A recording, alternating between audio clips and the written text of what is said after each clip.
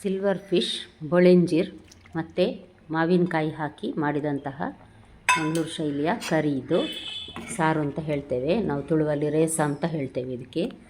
ನಮಸ್ತೆ friends, good food land ಚಾನಲ್ಗೆ ನಿಮಗೆಲ್ಲರಿಗೂ ಆತ್ಮೀಯ ಸ್ವಾಗತ. ಸರಿ, ಹಾಗಾದರೆ ಹೇಗೆ ಮಾಡುವುದೆಂದು ನೋಡುವ. 1.5 ಕಪ್ಪಿನಷ್ಟು ತೆಂಗಿನ ತುರಿ ಮತ್ತು 2 ಟೀ ಸ್ಪೂನ್ನಷ್ಟು ಹುರಿದ ಕೊತ್ತಂಬರಿ, ಅರ್ಧ ಟೀ ಸ್ಪೂನ್ನಷ್ಟು ಹುರಿದ ಜೀರಿಗೆ, 1/4 ಟೀ ಸ್ಪೂನ್ನಷ್ಟು ಹುರಿದ ಸಾಸಿವೆ ಎಲ್ಲ ಡ್ರೈ ರೋಸ್ಟ್ ಮಾಡಿದ್ದೇನೆ. ಮತ್ತೊಂದು 1/4 ಟೀ ಸ್ಪೂನ್ ಮೆಂತೆ, ಅರ್ಧ ಟೀ ಸ್ಪೂನ್ನಷ್ಟು ಕರಿಮೆಣಸು, ಸಣ್ಣ ತುಂಡು ಈರುಳ್ಳಿ, 2 ಬೆಳ್ಳುಳ್ಳಿ ಮತ್ತು ಒಂದು ಅರ್ಧ ಲಿಂಬೆ ಗಾತ್ರದಷ್ಟು ಹುಳಿ ಸ್ವಲ್ಪ ಹಾಕಿದರೆ ಸಾಕು, ಯಾಕಂದರೆ ಮಾವಿನಕಾಯಿ ಹಾಕ್ತೇವೆ ನೋಡಿ. ಹಾಗಾಗಿ ಇದನ್ನು ಗ್ರೈಂಡರಲ್ಲಿ ನುಣ್ಣಗೆ ಅರೆದು ತಂದಿದ್ದೇನೆ ನೋಡಿ ನಾನು. ಇದಕ್ಕೆ ರುಚಿಗೆ ತಕ್ಕಷ್ಟು ಉಪ್ಪು ಹಾಕಿದ್ದೇನೆ.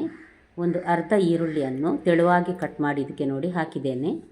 ಮತ್ತೊಂದು 2 ಚಮಚದಷ್ಟು ಸಣ್ಣ ಚಮಚ ತೆಂಗಿನ ಎಣ್ಣೆ, ಒಳ್ಳೆ ಪರಿಮಳ ಮತ್ತು ರುಚಿ ಕೊಡ್ತದೆ, ಅದಕ್ಕೋಸ್ಕರ.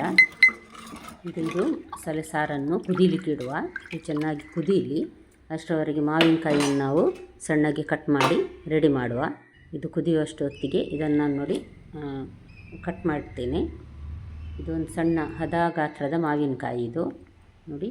ಮಣ್ಣಿನ ಮಡಿಕೆಯಲ್ಲಿ ಆದದ್ರಿಂದ ತುಂಬ ಬಿಸಿ ಆಗ್ತದೆ. ಒಂದು ಸಲ ಚೆನ್ನಾಗಿ ಕುದಿದ ಮೇಲೆ ಮೆಲ್ಲ ಉರಿಯಲ್ಲಿ ನಾನು ಇದನ್ನು ಇಟ್ಟಿದ್ದೇನೆ. ಈಗ ನೋಡಿ, ಒಂದು ಮಾವಿನಕಾಯಿಯನ್ನು ಸಣ್ಣಗೆ ತುಂಡು ಮಾಡಿ ಕಟ್ ಮಾಡಿ ಹಾಕಿದ್ದೇನೆ ನಾನೀಗ. ಇದು ಒಂಚೂರು ಬೇಯಲಿ, ಜಾಸ್ತಿ ಎಲ್ಲ, ಸ್ವಲ್ಪ ಬೆಂದರೆ ಸಾಕು. ಒಂದೆರಡು ನಿಮಿಷ ಇದೇ ರೀತಿ ಆ ಬಿಸಿಯಲ್ಲೇ ಬೇಯಲಿ. ಉರಿ ಮೆಲ್ಲ ಇದೆ. ಒಂದು 30 ಸಿಲ್ವರ್ ಫಿಶ್ ಬೊಳೆಂಜಿರನ್ನು ನಾನು ಇಲ್ಲಿ ತೆಗೆದುಕೊಂಡಿದ್ದೇನೆ. ಕ್ಲೀನ್ ಮಾಡಿ ಎಲ್ಲ ರೆಡಿ ಮಾಡಿ ಇಟ್ಟಿದ್ದೇನೆ ನಾನು. ನೀವಿನ್ನೂ ನನ್ನ ಚಾನಲ್ ಗುಡ್ ಫುಡ್ ಲ್ಯಾಂಡನ್ನು ಸಬ್ಸ್ಕ್ರೈಬ್ ಮಾಡಿಲ್ಲ ಅಂದರೆ ದಯವಿಟ್ಟು ಸಬ್ಸ್ಕ್ರೈಬ್ ಮಾಡಿ, ಹಾಗೂ ನಿಮ್ಗೆ ಇಷ್ಟ ಆದರೆ ಲೈಕ್ ಬಟನನ್ನು ಪ್ರೆಸ್ ಮಾಡಿ ಮತ್ತು ಫ್ಯಾಮಿಲಿ ಫ್ರೆಂಡ್ಸಿಗೆ ಶೇರ್ ಮಾಡೋದನ್ನು ಖಂಡಿತ ಮರಿಬೇಡಿ. ನೋಡಿ, ನಾನು ಕ್ಲೀನ್ ಮಾಡಿದ ಬೊಳೆಂಜೀರು 30 ಸಹ ಹಾಕಿದ್ದೇನೆ ಇದಕ್ಕೆ.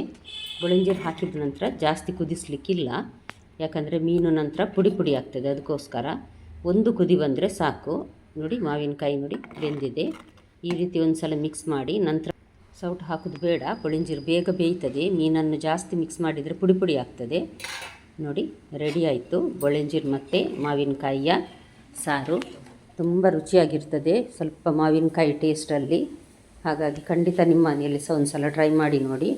ಈಗ ಮಾವಿನಕಾಯಿ ಹೆಚ್ಚಾಗಿ ಸಿಗ್ತಿರೋದ್ರಿಂದ ಒಂದು ಸಲ ಟ್ರೈ ಮಾಡಿ ನೋಡಬಹುದು.